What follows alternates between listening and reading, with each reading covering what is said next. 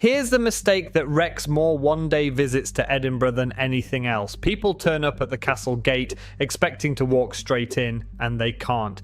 Edinburgh Castle runs on timed entry tickets, and on a busy day the slots are gone and the walk-up queue is close to an hour long. You lose the best part of your morning before your day has even started. So in the next few minutes I'll show you how to avoid that, where to eat real haggis without overpaying, which famous street to skip, the buried street hidden under the Royal Mile, and 2 clean ways to plan your day. This is One Day City Guides. Subscribe if you're planning a trip to Europe. We cover a new city every week.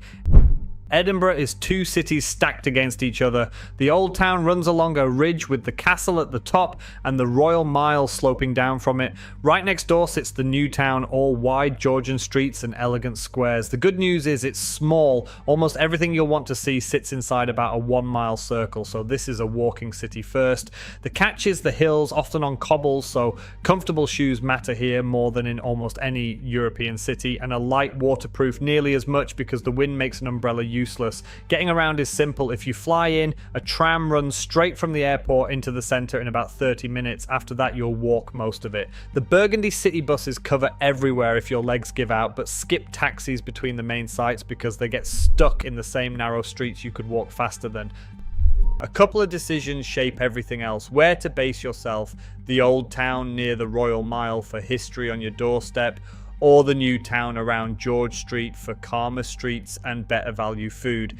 And the big one, book your castle ticket online before you travel and take the earliest slot you can stomach, around opening at 9:30. In summer, and especially during the August festival, those slots genuinely sell out, and the walk-up line can cost you the best hour of your day. The first hour inside the castle is a completely different experience from midday, with quiet walkways and open views. By train, you arrive at Waverley station in the valley between the 2 towns, and it's a steady 10 to 15 minute walk uphill to the castle. If you skip breakfast, fix it now, because a full Scottish breakfast sets you up for the day, and cafes just off the main street do a huge plate of it for under £10. Take that walk up slowly, because the narrow alleyways branching off the main street are some of the best parts of the city, and most people march straight past them. They're called closes, slim passages that open into hidden courtyards or worn stone steps falling away toward the valley. Duck into one or two. It costs nothing, and it's the first moment Edinburgh stops feeling like a guidebook. At the top, the castle sits on a black crag of volcanic rock with a sheer drop on 3 sides. Walk out onto the esplanade and the whole city rolls out below you. Inside, give yourself around 2 hours for the crown jewels, the tiny room where a king was born, and a war memorial so quiet and dignified it catches you off guard. Now, here's something most people walk straight past without understanding. On most days, a gun is fired from the castle at exactly 1 o'clock. It looks like a tourist gimmick, but it started back in 1861 as a time signal for ships down in the harbour. It was paired with a falling ball on a monument over on Calton Hill, and on clear days a captain set his clock by the ball. In Edinburgh's fog, he couldn't always see it, so the gun gave him a sound to set his watch by instead. That bang at 1 o'clock is working maritime history, not a show. When you come back down off the rock, look at the long green valley between the 2 towns. That's Princes Street Gardens, and it used to be a lake, drained more than 2 centuries ago when the new town was built. Today it's the city's front garden, free to walk into, and the easiest place in the centre to sit for 10 minutes and take the photo you actually came for, with the castle on its cliff behind you. Now, a quick warning: don't spend your day drifting in and out of the shops along the Royal Mile. The street is beautiful, but it's regularly named one of the most overrated stretches in the country, full of tartan shops, whiskey shops, and souvenir places selling much the same things. Enjoy the architecture, step into St. Giles's Cathedral, which is free and quietly impressive inside, but keep your wallet in your pocket and your feet moving, because the best of the Old Town isn't on the street at all, it's underneath it. If you only do one paid attraction besides the castle, make it this this one. Hidden directly beneath the Royal Mile is a buried street. When the city built a grand exchange on top, they didn't knock the old houses down. They lopped off the top floors and used the lower floors as foundations, sealing an entire close underneath. It was shut away from daylight for around 250 years, with the last resident leaving in the early 1900s. Today, you can go down on a guided tour and walk through the actual rooms where families lived, fireplaces and doorways still standing in the dark. It's one of the most atmospheric hours you can spend in any European city, and the kind of place you'd never find on your own, so it's worth booking ahead. By now, you've earned lunch, and in Edinburgh that means one dish above all others, haggis with neeps and tatties, which is mashed swede and potato alongside it. Forget the jokes about what's in it. Cooked well, it's warm, peppery and savoury. You don't need a fancy restaurant either. There's a well-known spot in an old house on the Royal Mile that serves a proper plate for a little over £10, and a famous old pub nearby does it for even less. Just avoid the places with photo menus and someone outside waving you in. Walk one street back from the busiest spots and both the food and the price improve. After lunch, your day forks. One path stays in the old town and goes deeper. The other crosses into the new town and the quieter neighbourhoods to the north, where Edinburgh feels less like a postcard and more like a place people actually live. If you've got energy to burn, the standout option is to climb the hill that rises right out of the city. It's called Arthur's Seat.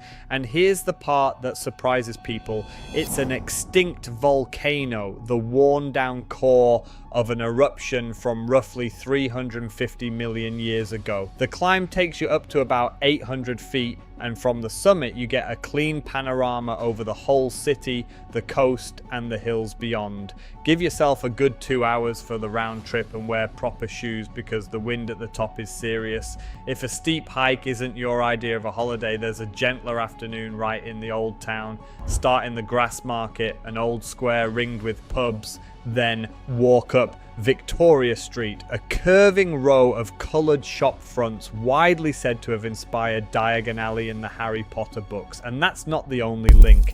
In the old graveyard nearby called Greyfriars, you can find the real headstones the author borrowed names from, including a man named Thomas Riddell, who unknowingly lent his name to the villain.